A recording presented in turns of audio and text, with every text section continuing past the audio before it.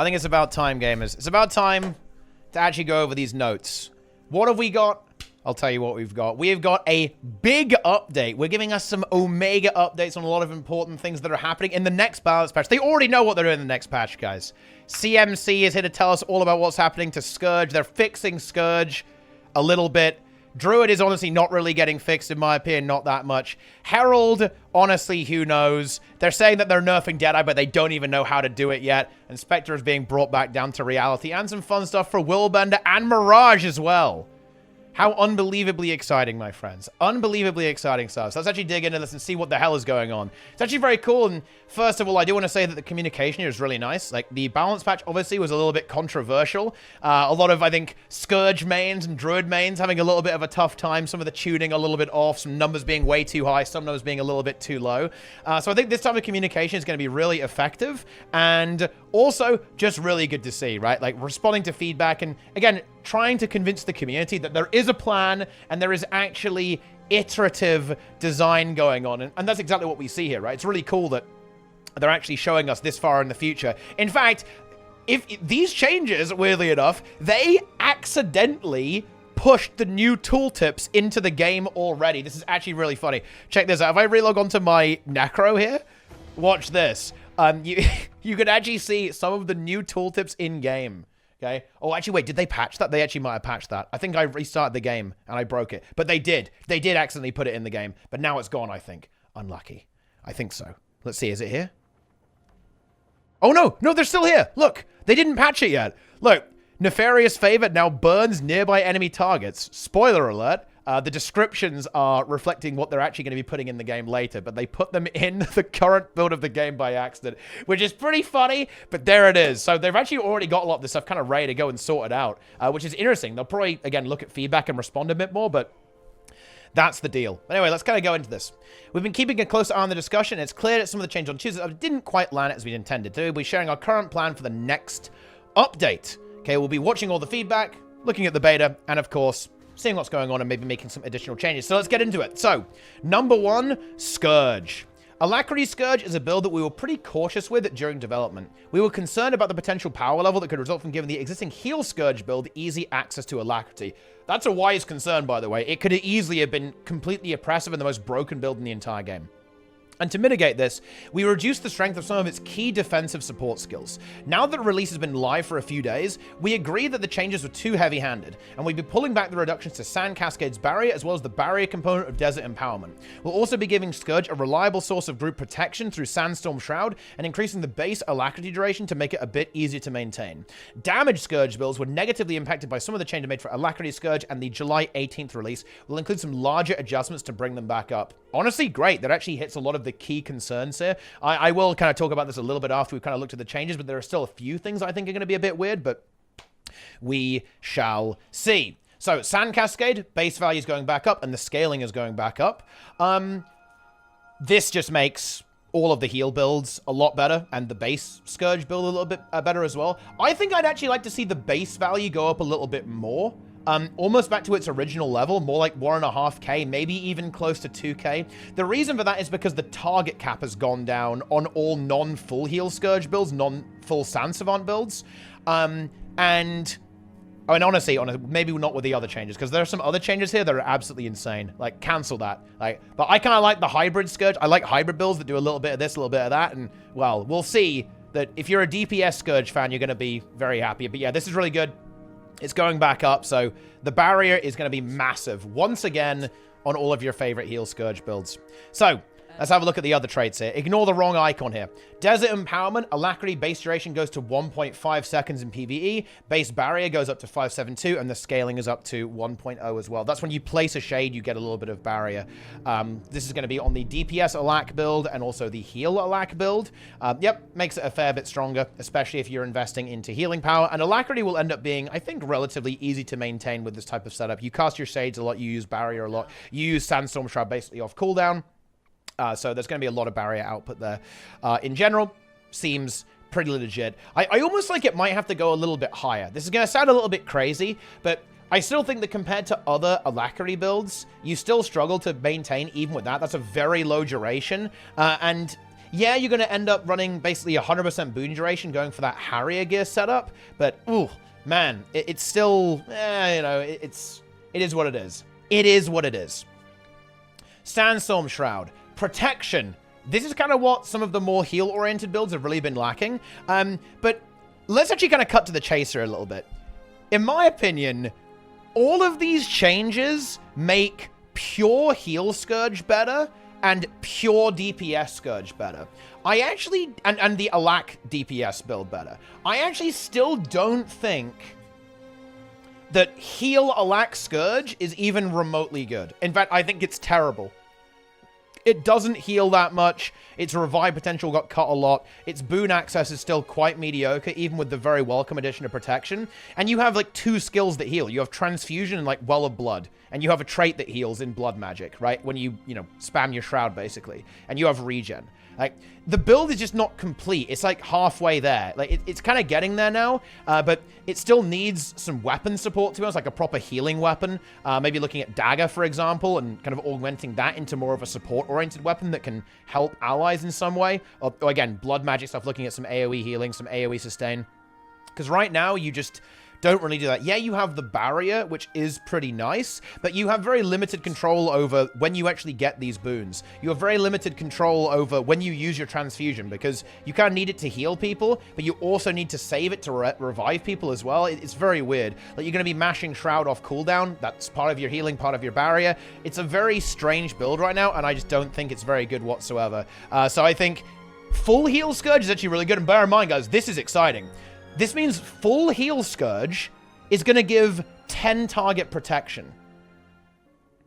Okay? Yeah. Which is actually surprisingly cool, and it's still going to have that colossal barrier output. So it's, yeah, turning into even more of a carry build, especially with, like, the barrier coming back. So I think that full heal Scourge is super happy about this. So there you go. Enjoy, you know. And of course, that's going to be 10 target might as well, because your barrier applies might on full heal Scourge. So you kind of have, like, some pretty interesting boon potential. Again, Scourge still is just a weird build. The mechanics of Scourge enable it to be going over that 5 target cap that ArenaNet have set, and they're really struggling to kind of, like, make it make sense in the new paradigm of the game. It's a bit of a tricky one. But I'll tell you what does make sense. It's massive DPS buffs. Fell Beacon. Torch cooldown skills are baseline now. And Fell Beacon is 10% burning damage. Demonic Law, Torment damage bonus back up to 33%. Sadistic Searing makes your Nefarious Favor, your F2, give 2 stacks of burning for 5 seconds in PvE. Wow. And what does that actually mean? Next patch, Scourge is 40k DPS. In fact, over 40k DPS. That, in my opinion, actually, that makes this build godlike again. Because guess what? That's right. Sand Sage and Blood is Sand, it's when you have any shade. So they are committing to the not having 3 shades at a time. But if you have even a single shade up right now, you get your full expertise and your full damage reduction. This build is going to be insane. Like, yeah, you don't have quite the same amount of barrier potential, but you have Signet of Undeath. You still have a bit of barrier attached into that. You have your damage reduction, you have your full range, and you have 40k DPS. I'm being told it's 42k, by the way. This build is going to be wild if this makes it, which I think they might let it. I think they want to kind of compensate for some of the weaknesses that Scourge has had introduced to it, like the lower target cap, less barrier, less Condi cleanse, and so on. This is going to be one hell of a build. The DPS build. And I think this kind of bodes well for the DPS Alacrity build too, because of course you can't take Sadistic Searing, of course, and you can't take Demonic Law, but you can take Fell Beacon as well. So you still get a little bit of extra damage output on the Alacrity build. It might need a little bit more help along, I feel like, actually, but it certainly helps out, in my opinion, a fair bit. And maybe some kind of hybrid Scourge as well could also work out really well. Almost like a Celestial build with Blood Magic could probably do a good amount of DPS too, and kind of have that transfusion capacity at the same time and apply a good chunk of barrier over time. But yeah, that's pretty cool stuff there for Scourge. So Scourge, it does look they are committing to 1 shade at a time because they want to avoid the target cap. And that might be something, I don't think they're completely married to the idea. They're definitely leaning into it now, but I wouldn't put it past them to redesign it. I do think that this can be okay. I don't think this is necessarily going to be a bad thing. I think this actually can work. I think this can be a fun to play build as well, because you can kind of build up. I wish there was a way that you could kind of bank a few charges or something like that. No, it's very weird. I almost feel at this point they should just make it so you can only have one shade, right? Like, just, we can't do it. Like, the target cap is out of control. Maybe not, but there is still going to be some weird playability issues where your shade is going to drop, you're going to immediately replace it. It's got the same duration as its cooldown. You can kind of burst up a bunch of shades, but you can't build up, like, you can't bank shades. I think maybe one thing they could do is actually something a little bit like Firebrand, that maybe a trait interaction or even a weapon interaction could give you a shade, so you can kind of use your shade off cooldown to maintain it, but there's something you can do that allows you to bank an extra one. Because I actually quite like the idea of having one shade out, but you can kind of overload yourself, right? And get an extra one out temporarily, right? Or you can spike up to having 3 shades in like a big emergency. So, you know, oh, there's damage incoming and I'm on a DPS Scourge. Well, I can put down bonus shades and then I can't do that permanently, but I can maintain, I can spike up, right? And drop extra shades down. That will be something that you could potentially do, I guess. And I guess it technically is like that now, right? Because it's duration 8 seconds, count recharge 8 seconds. So with Alacrity, you do slowly bank them up. So maybe it's okay as is, I guess. But yeah. I think maybe kind of looking at that, so you can bank a few to spend them, but still keep it unpermanent, because that does appear the direction that ArenaNet wants to go with Scourge. But overall, I think some very positive changes. I think this is definitely a good reason to be excited if you are a Scourge main. Okay? Scourge main gameplay, guys. You love to see it. We'll see. We'll see what happens. And heal Scourge. Heal Alac Scourge is going to be the problem. If they want to make heal Alac Scourge a thing, they're going to need to do more reworks and make more changes, because I don't see it, guys. I don't see it right now. I think the build is actually pretty bad. One thing that I would like to see them add back would actually be the way transfusion used to work. I think making transfusion pull people when they go downstate would be very good. You're really playing with fire there because it's kind of an overpowered mechanic, but I think transfusion pulling people only when you press it kind of feels bad, because the way old transfusion was that if someone went downstate while you were transfusing, it would immediately pull them towards you. That was like a really fun thing about the build, even though it was kind of broken. Maybe they could experiment with re-enabling that in some way, or maybe making... They could make transfusion have a lower cooldown somehow, right? So you can use it more frequently, but it doesn't last as long, right? So you can kind of have a little bit more control there. No. It's a little bit of a tricky one to deal there. But yeah, heal Scourge needs more work, but DPS Scourge and DPS Alac Scourge actually could be pretty damn cool. Some nicer quality of life. They're making the might radius on oppressive collapse a little bit higher too, so that's good for DPS Scourge and Alac Scourge, and also any kind of Scourge that uses Torch, or indeed, hey, any class, any Necro build that uses Torch, seeing as you'll be able to use Torch on everything pretty damn soon. But that's it for Necromancer. Druid, a few changes here to the tuning, and basically, Alacrity on Grace of the Land is 1 second instead of 0.75, and Spirit Arrival is 6 might stacks, and the duration is going up in PvE only as well. Now, in my opinion, I think we're still in trouble here. So, weirdly enough, Alacrity is not the problem on Druid. I actually, not always anyway. You can actually overcap pretty hard to the point where you can reactively use CA even at this relatively low duration. You can actually cap to 30 seconds of Alac relatively easily by spamming buttons pretty damn hard. Which is not exactly ideal, but I actually think it was okay. You can reactively play. The issue was actually the might. The might was inhibiting your ability to basically like use CA reactively, because you'd have to continuously go back in to use might. You have to like mash Sun Spirit off cooldown to apply might.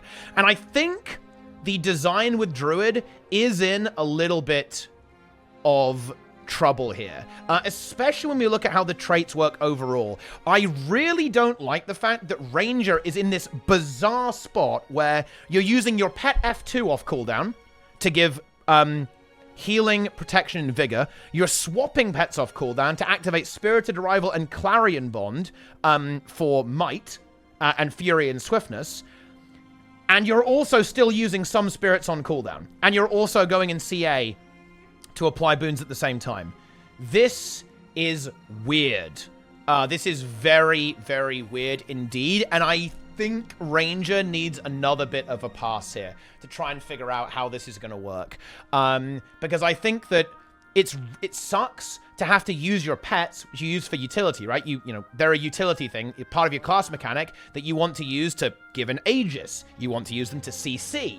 But if you have to swap on cooldown to upkeep these boons, then, right? That is trash. I'm not against the idea of traits that activate when you swap pets. I think that's completely fine. But I think using them as part of the boon upkeep rotation really is not good for the gameplay whatsoever. So I think that looking at the might duration in CA would be important. So maybe looking at increasing the duration, maybe up to, by 50%, up to say 15 seconds base instead of 10 seconds base. Maybe even looking at maybe making some of them give an extra stack of might as well, so you can upkeep a little bit easier. Because right now you can't upkeep super fast, and you also...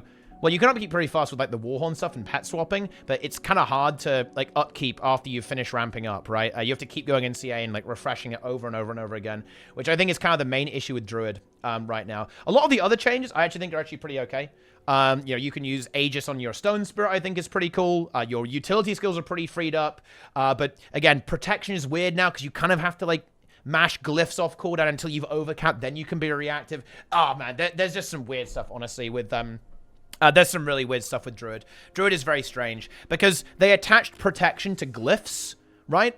And there's less of it on stuff like Stone Spirit now, which was like the passive one that you would spam for Alacrity. But in a way, they fix one problem but introduce another one. Because now, glyphs, your kind of cool utility, that's where you get a lot of your protection from, and you kind of spam that, and your pet F2 as well. It's just like, oh man, they've moved the spamming around, right? They've taken it away from spirits, and they've almost like put it onto more things. Now you're spamming your pet F2 and your pet swap, right? And you're also spamming glyphs at the same time. It's been diversified, right? The spamming is diverse now. So we might need a little bit of a look at this with Druid in general. It's not that Druid is bad, by the way, especially with this change.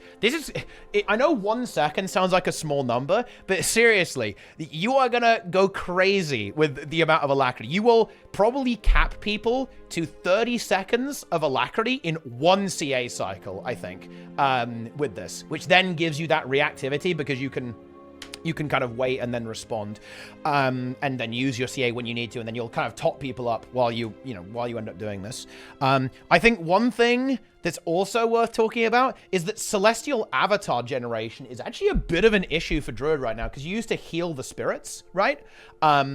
With your various healing abilities, and that would give you CA, but you don't do that anymore because spirits are not entities. And that's actually very relevant, by the way, because on some fights, and honestly in quite a lot of raid fights, sometimes people are kind of on full health, right? Especially if there's no aura, like on a strike mission.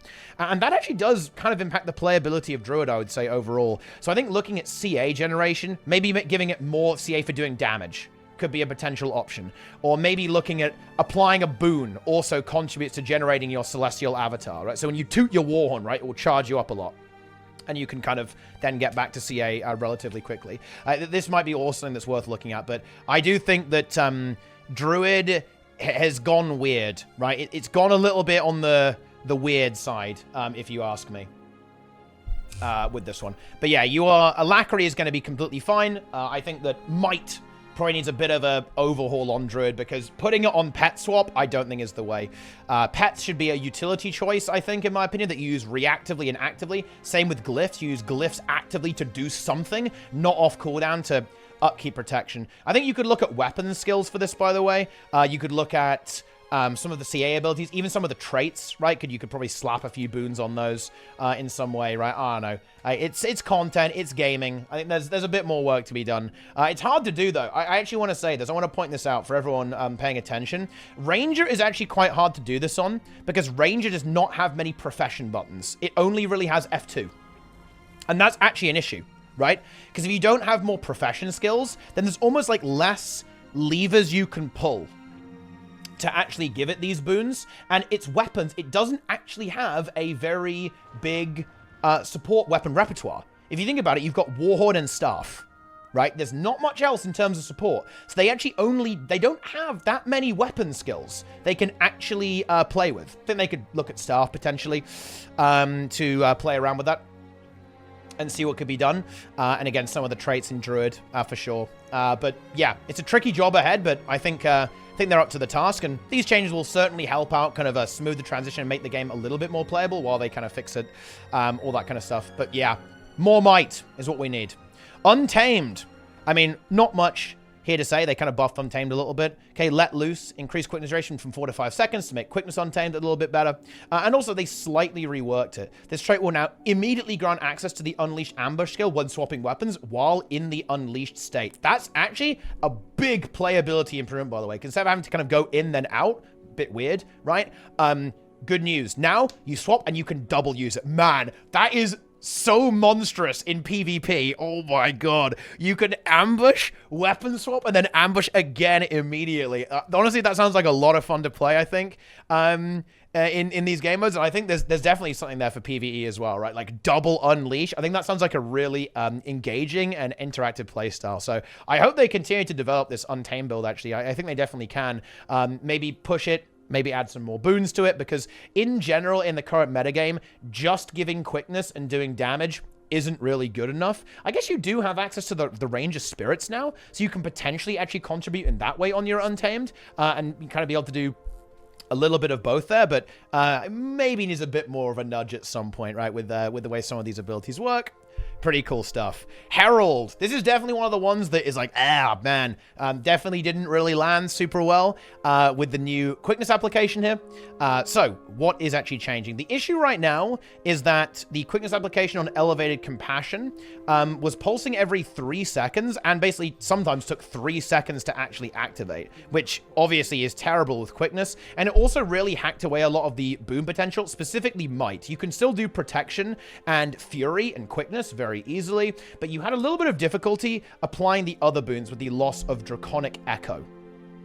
With that, actually. So let's see what they did here. So they reduced the quickness pulse interval from 3 to 1 second, and the quickness duration is 1.25. So, gamers, this is over 100% quickness uptime on one trait with 0% boon duration. And you also gain another free 120 concentration with reinforced potency, and another 13% of your power gets converted into concentration when you take Elevated Compassion, when you do the quickness trait. And Shared Empowerment's duration goes up from 8 to 12 seconds. That is very, very nice, actually.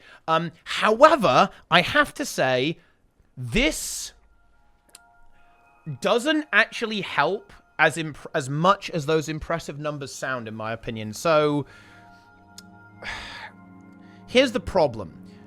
The problem is that you don't really actually have the energy to maintain the extra facet pulses at all. The reason why Herald's boon uptime was so strong was because you didn't have to maintain all of them. You could use them and you'd basically get, 6 seconds of that boon, right, from Draconic Echo for free, which I'm not gonna lie was kind of busted. But that's what's been lost. So in a way, this doesn't exactly help that, and I've got something else. This is where things get a bit awkward. The truth is that a lot of players are just going to take this as an excuse to run less boon duration, right? They'll say, oh, you're giving this for free? Well, we get to run less Diviner gear right now, right? We can just run more Berserker and do more DPS on Quickness Herald. So this does give you the choice, of course, to upkeep more boons, but in general, the player base isn't going to typically interact with the game that way. So I'm not sure you can really rely on that. As such. It's a tricky one. It is really, really a tricky one, because to be honest, the boon uptime of Herald was overpowered, and it's still going to be really, really strong. And the shared empowerment change, I think, is really helpful. To be honest, that will obviously improve the amount of might that you're going to be putting out significantly when you're playing this build, which will probably it'll kind of nudge it back to where it was for sure, but you're still not going to be getting those Draconic Echo facet pulses, which is a huge, huge deal. Right? You absolutely can.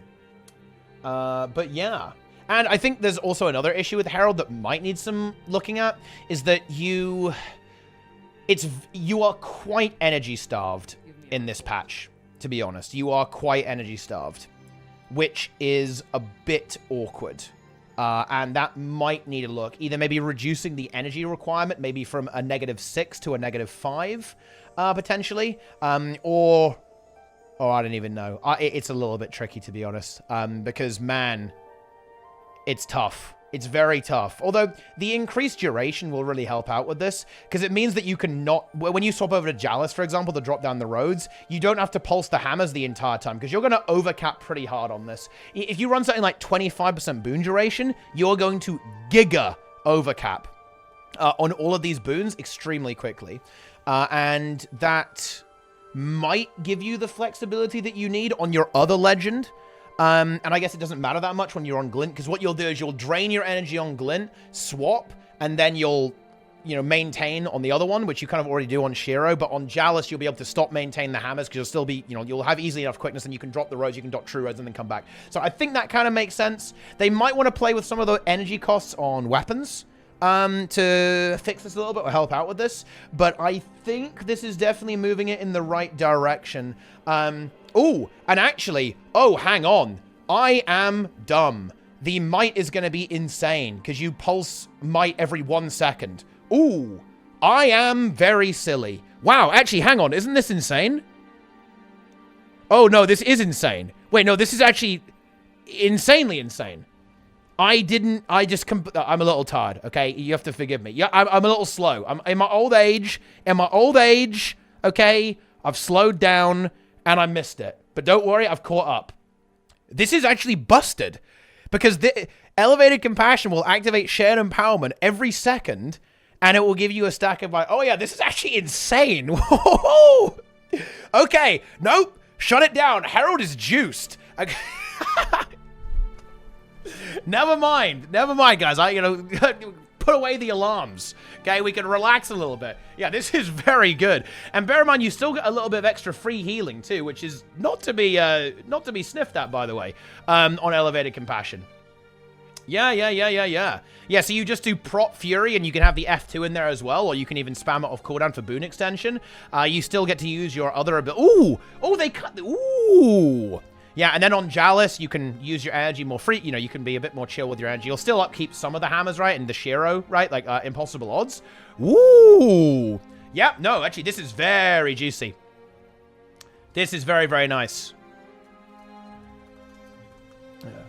Yeah. I get it. Oh, yeah. We thought the same. We did think the same about Druid, but that's because we didn't see the numbers. Okay, we didn't see the numbers, that's why, right? Okay. Oh, yeah. In that case, yeah, I'm pretty happy about this. What do I think about Heal Herald? Heal Herald got stability on its elite skill. And I think Heal Herald is going to overcap so hard that I think it's okay. I think they should maybe look at the Salvation trait line and actually increase the duration on some of the boons in the Salvation trait line, because your application when you're not in Glint is very mediocre, to be honest. The durations are like weirdly low, to be honest, on some of the boons, I think. So that might be worth a look. But hey, you know, you're going to have a crazy amount of free boon duration right now when you're on Heal Herald, because you're basically getting more base, more conversion, and you have a converter in Salvation already. So you can actually run very freely a lot of like very tanky gear on Herald now, and you won't actually suffer your boon duration whatsoever. You can very easily cap out. Also, one other thing, I think Ventari tablet radius should go up to 360. I think that completely unrelated to this patch, I guess, but yeah, radius in my opinion is a little bit too low. I would increase it up to 360 to kind of juice it up a little bit, but I think Heal Herald is actually pretty fine. Overall with this. I would love to see a universe where you wouldn't use Glint and you would sometimes use 2 non-ones, but that's like extremely unlikely, to be honest, especially with like this new interaction here. There's just no way, actually. Well, actually not necessarily, because you could do it on any legend, I guess, but the boons on Glint are just too good. Okay, they are just too good. That's how it is. Okay, moving on to Deadeye. I love this note. This is something that I actually really like this. I love this transparency. They're basically saying, we haven't figured out how to nerf Deadeye being kind of busted. They'll nerf the quickness build, don't worry, not the full DPS build. It's a bit busted, but they're still figuring out how to nerf it, okay? It will likely include a reduction to 1 in the chamber's damage bonus. That makes sense. That's like the extra damage you get for, like, spamming your F1 a lot. Makes sense. It's also a bit of a... This is definitely a menace ability. Like, Deadeye in PvP, also a little bit spooky, you know? Specter. Yeah, Thief, ooh, you guys are getting bopped, but to be fair, you deserve it. Alacrity Specter is another one that's overperforming in terms of damage. And that's an understatement, guys. Alacrity Specter currently does perma-alac and 38k DPS. So it's literally higher than most DPS builds, and it also gives alacrity at the same time. This is partially due to the base alacrity duration being long enough to require minimal investment into concentration, but also due to the lack of a significant damage trade-off in the Grandmaster trait slot. We'll be tuning up Strength of Shadows while bringing down some of the Spectre's other damage sources to bring the alacrity build more in line without negatively affecting the damage builds. Lastly, we're increasing the protection duration on Shadow Sap to ensure that healing-focused Spectre builds have a reliable source of grid protection. Very nice. I mean, they've identified here that protection is very important for healers, and I completely agree, of course. This is a very wise decision to actually go ahead and buff this. So basically, Shadow Sap now gives 4 seconds of prop baseline, which is quite tasty, actually. You still have this allied targeting stuff, which honestly, I don't know why they added allied targeting, guys. You know, poor old Spectre, you guys are like you have to click on people to use your abilities. I feel like it's always going to be... Like, Heal Spectre is one of those builds that even if it was insanely OP, nobody would play it. And it's because it's weird, right? It's just... The whole allied targeting thing, it doesn't gel super well with the Guild Wars 2 combat system. It's honestly a really interesting idea. And if there were like better ways that you could target people, and if that experience was better, I think... this would be really fun to play and really exciting, to be honest. It kind of works in PvP, actually, but in PvE, it is honestly a bit wonky. And you'll see that if you watch the monthly AT and watch Spectre players, they actually get great value out of their allied targeted abilities. When people say that, oh, allied targeting sucks, it sucks in PvE. Okay, it doesn't suck in small-scale world versus world and PvP. There, it actually works. Quite nicely, and you really see these super cool interactions with like a Spectre coming in for the +1 and like zapping their ally who's dying with the scepter and burying them up and healing them up. That's actually really cool. To be honest, I think that's really enjoyable and a super exciting and different way to play Thief. You know, you're +1ing your ally, but you're healing them, right? Instead of, you know, like stabbing the bad guy, right? Like you're actually healing, you're +1ing your ally by literally healing them out. I think that's actually really cool, and that type of gameplay is exciting. But it almost like doesn't really make sense in PvE because everything is AoE in PvE, right? Like that's just the way the game works. You don't have this kind of single target concept nearly as much, which does make it quite strange. To be honest. And also, in PvE, you have this kind of really unusual interaction where you're going to want to, like, dynamically swap between an enemy target and an allied target really fast. It's like, oh, man. Like, it's one of those builds that I think is mercilessly mechanical to play. Like, you have to be an actual octopus to be able to play this build correctly. It's one of those things that I think the potential on it is probably high or could be high, but the execution level required is like lunacy, right? To be able to pull it off in an effective way while, you know, kind of like managing all these different targets, right? Like hitting the boss to trigger certain effects, right? Swapping to an allied target to trigger an allied effect, doing it again, like blah, blah, blah, blah, blah, blah. Very intense in a game that's, you know, pretty fast paced like Guild Wars 2.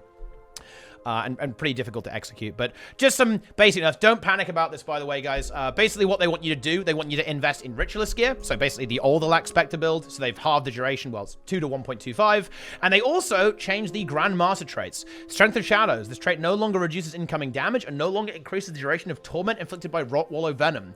Instead, increases torment damage by 25% in addition to converting vitality to expertise. You know what? I object to this change purely because I think it makes this trait a little bit less cool, actually. It's becoming literally 25% damage on a GM trait. And I am fundamentally against that. I think that the current implementation of the trait is actually pretty interesting. I like the damage reduction, actually. I think that really helps Spectre be a bit more survivable because, you know, you want it, you know, you don't take, like... you're already a bit squishy in Shroud, right? And you don't have like a massive Shroud pool or anything like that. So I think having that extra damage reduction is kind of nice. And now the trait is like, oh, 25% more damage. I mean, don't get me wrong. It's a powerful trait. I'm not saying it's bad, guys. In fact, it's very fucking good. Okay, it's a really strong trait, but I'm just saying it's like, it's not that exciting. I wish it was a bit more, wish it was a bit spicier. You know, it changed how an ability works to give you more damage, right? Or, you know, it enhanced a particular skill that you have, or it changed the way Siphon works to do more damage or something. You know, I don't know. Something crazy. I want some, like, wild stuff. I guess the old one wasn't that exciting. It was like, oh, you get damage actually, and your venom lasts longer. So I guess it's just not the most exciting trait in the universe. But this is even more boring, okay? I'm complaining.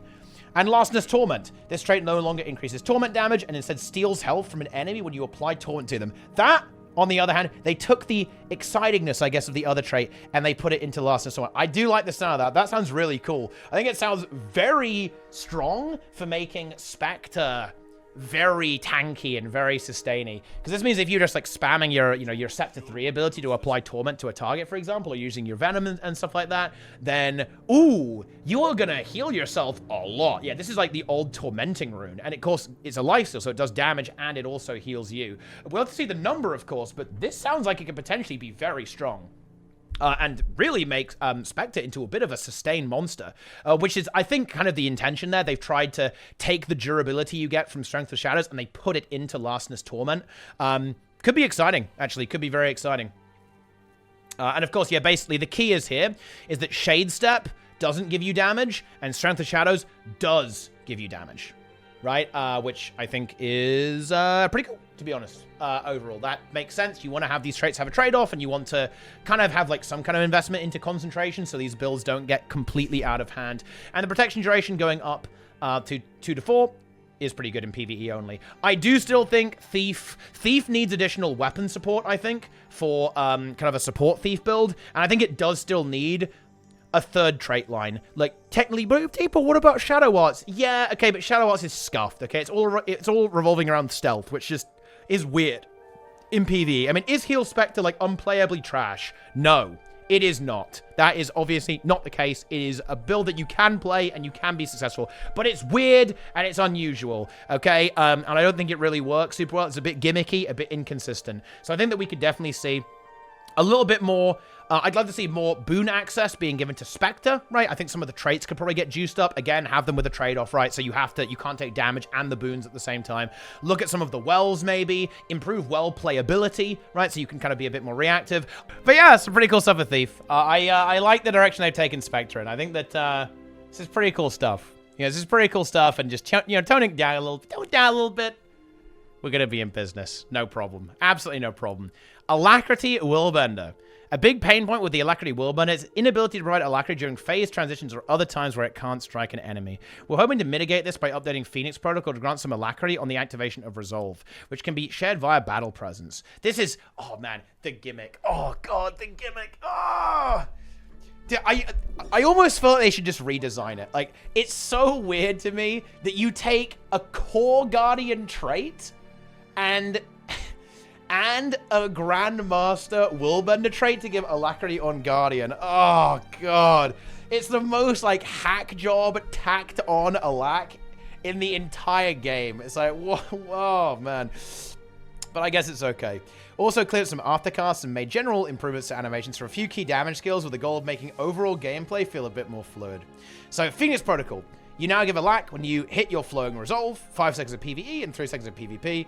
It can be shared to hours of battle presence, reduce the Alac duration when resolve triggers from 1.5 to 1 second in PvE only. So now to apply Alac, you kind of have to do your F2 and like dip around, which is kind of nice. This actually does, like, honestly, really does improve the usability a whole lot. It's still very strange with like the way all the traits work and all the trait interactions are, but honestly, that's pretty cool. This definitely makes it more of a build rather than a meme, I think, overall. Which is not too bad if you ask me. And you get Vigor on Restorative Virtues as well. So if you want that Alacrity, guys, It's going to be the Phoenix Protocol, okay? That's what it's going to be. It's the only way you're getting this done. You're taking that Grandmaster trait, guys. And they also fixed a lot of the aftercast, which is actually kind of cool. This has been something that's been a very minor pain point for a while, especially with Guardian. Like this one, the GS4, that is like the ultimate aftercast ability. And now you can basically, you'll automatically cancel the aftercast just by spamming auto attack, basically. That's what this means. And they also reduced the aftercast on Ray of Judgment, Focus 4, and also Binding Blade. These are different animation with less aftercast. Well, I mean, there you go then. Yeah, nice quality of life. And I do like the direction we're going with Willbender, Alak Willbender. I think Alak Willbender is going to fit into the role of where Harbinger is with quickness. Just mega damage and alacrity. And of course, you're playing Guardian, so you can take Aegis, you can take Stability. I don't think you need to give it that many other boons. I'd like to see its damage be pretty high. Harbinger has relatively minimal boon support outside of that quickness and a little bit of Might and Fury. But it does a lot of damage, right? It's squishy and does a lot of damage. I think Willbender could basically be that for Alacrity, right? Very high damage, and just Alac and a few other boons kind of alongside that. So I think that's pretty cool. So good stuff there. And Mirage. And here's a rework on this. And I think this is a good job. I think this should be a satisfactory solution for Mirage players. Because I think there's been a lot of frustration, understandably so, regarding some of the changes to Staff Mirage. And I think this is a robust solution that kind of solves the problem that ArenaNet want to solve. Basically, ArenaNet don't like the concept of Stacks Mirage existing, basically. And there's no, and because it's kind of like a baseline Mirage thing, they want some traits that you have to pick in order to give Alacrity, basically. And that's what they've done here. Okay, that is what they have done here. Mirage Mantle, okay, is going to be reworked. Instead of giving you protection when you go in your, when you dodge, it's going to say that all of your abilities do extra things. So, Axis of Symmetry is going to inflict cripple. Mirage Thrust is going to remove a boon. Okay. Ether Barrage, you get self-quick, so that's the Scepter one. Split Surge just does more damage in PvE. Dude, Power Mirage, let's go. And the Staff is going to give AoE Alacrity. And we're going back up to 4 seconds on Alacrity. So your Alacrity duration is up pretty big there as well.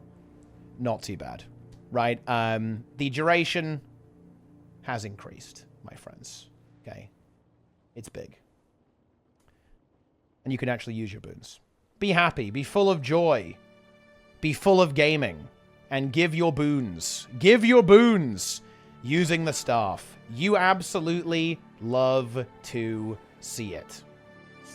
Not too bad, is it? And also, I like this little thing here. Wave of Panic, and then smiley face emoji, also inflicts torment. And basically what this means is you won't be able to pick the Axe trait and the Alac trait at the same time. So there is this idea that you're going to have to invest a little bit in giving Alacrity if you want to play Mirage. And I think that makes sense, right? Like, that definitely does make sense. And it will allow them to kind of balance builds like Stacks Mirage and balance builds like Staff Mirage alongside DPS Mirage. Because right now, if they buffed one of them, it would kind of buff all of them. And if they nerf one of them, it would nerf all of them, right? Because of the integrated nature of how Mirage was. You just basically played the same build with different weapons, kind of, in a way. And that was causing some issues, right? Like, with the way that the game was balanced. They wanted to kind of adjust that. And you might be saying, well, it was only relevant in, like, pretty try-hard settings. You're correct. But what this does essentially allow ArenaNet to do, or changes like this, is it means that it gives them scope to improve other Mirage builds, which could be relevant, you know, outside of like the upper echelons of try-hard town, right? What this means is that now that there's some more buttons they can play with, and they could even add more traits similar to this down the line, what this means is that you'll be able to do stuff like, hey, we could give more boons to Mirage, or we could give more healing to, like, heal Mirage, who knows, right? Like, we could do all sorts of things. It gives them more scope to play with the specialization and give it a few more things that won't necessarily just make it broken. Because if they just buff Mirage now, and, you know, because even though it doesn't see much play, right? Because again, it's a slightly niche build, but if they buffed it previously, it would have just been the most broken, insane build ever. But now that they have a few things they can mess around with, they can add more traits down the line. This allows them to balance it a little bit easier without it becoming oppressive and give more things and take more things away from it if necessary, especially with the confusion change as well, because confusion's more normalized now. You don't just like do 40k DPS randomly now on bosses that attack really fast. They have a lot of room to improve Mirage in other ways and give it things that I think Mirage players are really going to enjoy. And, you know, I think that's pretty good stuff. That is pretty good stuff. And actually, bit of a bonus meme. Someone actually crunched the numbers, and I love this. So, Herald can get 550 concentration with just Berserker gear. That is actually insane.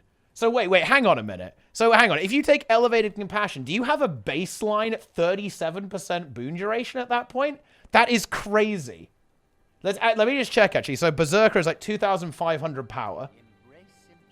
So 2,500 power times 0.13 plus 240. Yeah, that's 565 concentration baseline.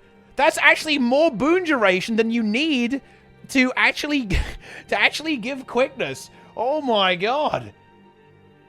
That's actually insane. Ooh. That's pretty wild, to be honest. Ooh, yeah. Big boon duration. Big boon duration. So if you even have a few Divinus pieces, you could end up at 50% boon duration very easily. Which, by the way, is going to make your might output absolutely fantastic. With that, you know, if you've got 50% boon duration, that means you're basically going to be applying 15 stacks of might, maybe even more, actually. And also your damage is going to be crazy as well. Yeah, it's really big. Yeah, and you don't need F2 for uptime. You can just, like, keep pumping it and extend those boons out over and over again. Ooh. Ooh. One bonus thing with Herald, I would like to see if they can actually make the quickness apply instantly when you begin upkeeping. Because right now, they haven't said that it won't lag. It will probably just wait 1 second before it gives you quickness. And yeah, that's better than 3. But I do think it would be even better if it was essentially instantaneous, as it was previously. You would just double tap like the Fury one, right, to give quickness. I think it would be a fair bit better if it did actually have kind of a bit of a snap. Like, having snap quickness is pretty important. You kind of see that with Firebrand. You see that with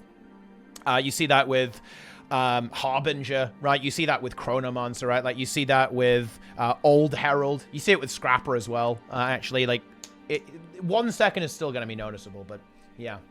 There you go. Some changes have been made. Some good responses here, I think. I think they have identified a lot of the key builds that I think were a little bit wonky. In my opinion, some of these are still in the position where they're halfway there. But I think this is the important thing to note. They are listening and they are iterating on some of this stuff. This is mostly a tuning patch, like not necessarily design. However, I think that, well, outside of it, to be fair, they actually did redesign some stuff, right? But outside of that, I would like to see a few more things, right? I think Scourge is not quite there yet, particularly heal Alack Scourge. Druid, I think, probably needs a bit of a hammer taken to it, and needs some big tweaks. Like, some of the issues it's had for a while have simply been, honestly, made worse in a lot of ways by the recent patch, which is, you know, kind of funny, actually, if you think about it, considering it was supposed to make it less spammy, but it's made it, like, spammy in slightly different ways. Unlucky Ranger mains. Hey, but you can do DPS, though. 40k DPS. Ooh, nice. Absolutely insane. And the Specter stuff, yeah, this kind of puts it in a more sensible place, but a very exciting time to be a Specter main, actually, I think. The tether stuff is really cool for heal Specter, really cool for the any Specter build, really, like DPS Specter, Alack Specter. A lot of value you can bring to the table with some clever use of your abilities these days, which I think is great. To be honest, like that was always how I envisioned Specter, in a way being a little bit similar to a Scourge, right? Like, kind of having this inherent supportive element to it, which I think is always really enjoyable. I love hybrid builds. I don't really like pure DPS builds or pure heal builds. I love hybrids, and Specter is exactly that. And hopefully, so will Scourge be as well with some of these changes, right? You know, in fact, I can actually imagine a universe where you just stack a bunch of DPS Scourges, and it's absolutely insane. Right? But yeah, I think DPS Alack Scourge can also be a lot of fun at some point in the future too. But yeah, ooh, I am ready for 40k DPS Scourge, guys. I bet you never thought we'd see the day there. Oh, Man, we're gonna blast. And I think there's some solid adjustments over there to Mirage. But there you go. That is it. That's the update. That's the news. And once again, I have read the notes to you. Enjoy. You know, I get a lot of good feedback about this. I actually get this. You know, people say, Teapot, I love it when you read the forum post to me, so I don't have to. And you know what? I'm happy to do it. You know, I've talked about this for a lot longer than I thought I was going to talk about as well, funnily enough. I did not expect this to... Did not expect this to take that long. But you know what? It was worth it. I think this is some really cool stuff. And I think that we should all definitely appreciate the communication that's coming through from Arena here. This is very prompt, right? They're already thinking about the next patch. They already have some of this even planned. And, well, they almost have this stuff accidentally put into the game, right? Imagine if they'd actually put it into the game by accident. That really would have been pretty funny, to be honest. But, sadly, not the case, at least for now. But anyway, that's it. Hope you enjoyed this analysis, gamers. You should definitely subscribe if you're on YouTube. You should definitely follow all of my social media. You should come to the stream and watch these analyses live so you can get ahead of your other YouTube viewers, right? Imagine being a YouTube viewer when you could be a YouTube and Twitch viewer, getting the early insight, the early access, being in the Forge, being in the newsroom, okay? That could be you. You could be in here as well. But that's it. Hope you enjoyed it, gamers. Thanks for watching, and I'll see you next time. Let me know what you think in the comments. Flame the devs. No, don't do that. Okay, you gotta be nice.